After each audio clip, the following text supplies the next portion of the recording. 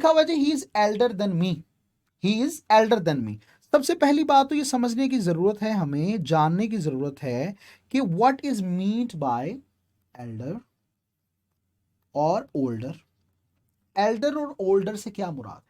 याद रखें कि एल्डर कहा जाता है जो खूनी रिश्ते में बड़ा हुआ आपसे, जैसे बहन भाई, ठीक है, उसके लिए हम यूज करते हैं एल्डर।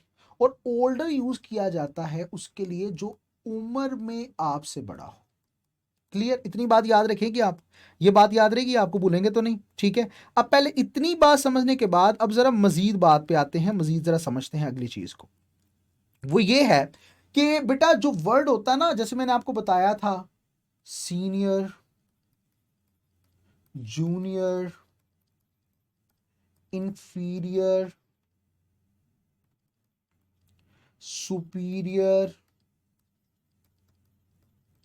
प्रायर, इसी तरह एल्डर, इन तमाम अल्फाज को आपने अच्छे से याद रखना है। किस लिए याद रखना है? कि इन तमाम अल्फाज के साथ हम यूज करते हैं प्रेपोजिशन टू। क्या यूज किया जाता है? टू। जब प्रेपोजिशन टू इनके साथ इस्तेमाल किया जाता है तो हमने टू ही लगाना है। लेकिन अब यहां पर देखें, तमाम सेंटेंसेस में आपको टू नजर नहीं आ रहा, ठीक है। अब जरा अगली बात सुन लें। अब देन के यूज को जरा मैं आपके सामने रखूं। देन का एक यूज होता है एज अ कंजंक्शन, और देन का एक यूज होता है एज अ प्रेपोजिशन। समझ आ गई बात की? देन का एक यूज क्या है? एज अ कंजंक्शन, और एक यूज है एज अ प्रेपोजिशन। और जब हम इसको एज अ कंजंक्शन यूज करेंगे तो देन के बाद हमने जो आई लगाया, उस आई के साथ हेल्पिंग वर्ब एम का लगना भी बहुत ज्यादा जरूरी है। और अगर एम नहीं लगा तो इसका मतलब है कि फिर बात समझ में नहीं आ रही। और अगर एज अ प्रेपोजिशन है तो फिर हमने उसे मी ही रहने देना है, उसे हमने चेंज नहीं करना, ठीक है। आई अगर लगाना है तो उसके साथ एम लगाना पड़ेगा, फिर ये देन बन जाएगा कंजंक्शन। अब कंजंक्शन क्या होता है? कंजंक्शन असल में दो बातों को आपस में मिलाने का काम करता है, जैसे कंजंक्शन, इसी से वापस आपको पता चल रहा है, जंक्शन मिलाने वाला, कन आपस में, ठीक है। तो कंजंक्शन फिर अगर आई होगा तो उसके साथ एम का लगना जरूरी है। तो इसका मतलब है कि अगर आई एम होगा तो वो ठीक होगा, और अगर खाली आई लगा है तो वो ठीक नहीं होगा। इसका मतलब है कि ऑप्शन नंबर बी और ऑप्शन नंबर सी ये दोनों गलत है। अब बात करते हैं एल्डर के साथ देन। तो एल्डर के साथ तो टू आता है, ठीक है। अगर थोड़ी देर के लिए देन समझ भी लिया जाए, फर्ज भी कर लिया जाए, तो ये तो T H E N then है, तो वो T H A N than की बात है, इसलिए ये वाली ऑप्शन भी किसी सूरत ठीक नहीं है। तो फिर अब बात आती है ओल्डर की। क्या एल्डर की जगह मैं ओल्डर यूज कर सकता हूं? जरा एक बात बड़ी अहम मैं आपको बता दूं, ये जरा अपने जहन में रखिएगा जी। वो क्या है? क्योंकि एल्डर तो नहीं यहां पे लिखा हुआ, तो अब हमें कुछ ना कुछ तो करना है ना इस बारे में। याद रखें बेटा, ओल्डर और यंगर, जब ये दोनों अल्फाज आपको नजर आ जाए, ओल्डर और यंगर, इनके बाद हमेशा आप देन का इस्तेमाल ही करते हैं, ये आपने नहीं भूलना। क्या यूज करते हैं? देन।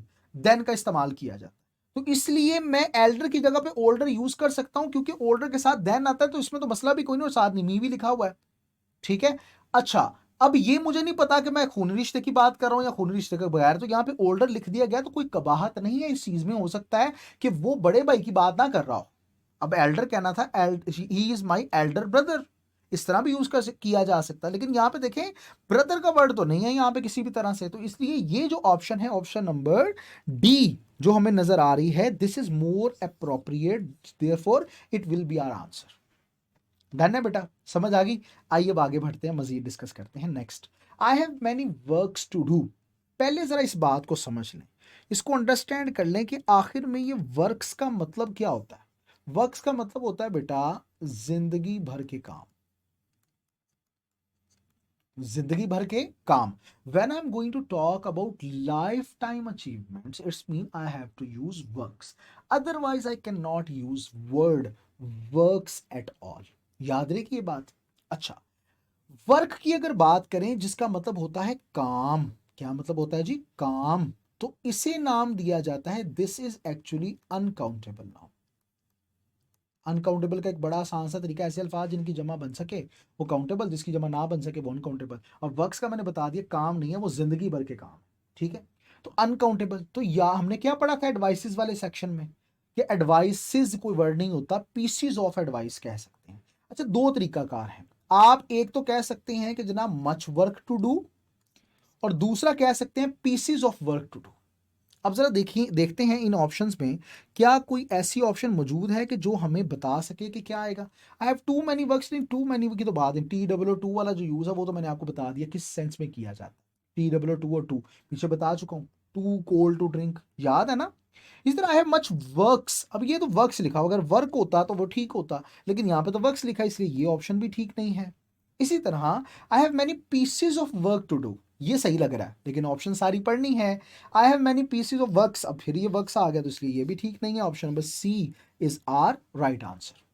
डन है बेटा, क्लियर है। आइए अब जरा अगला सेंटेंस भी देखते हैं।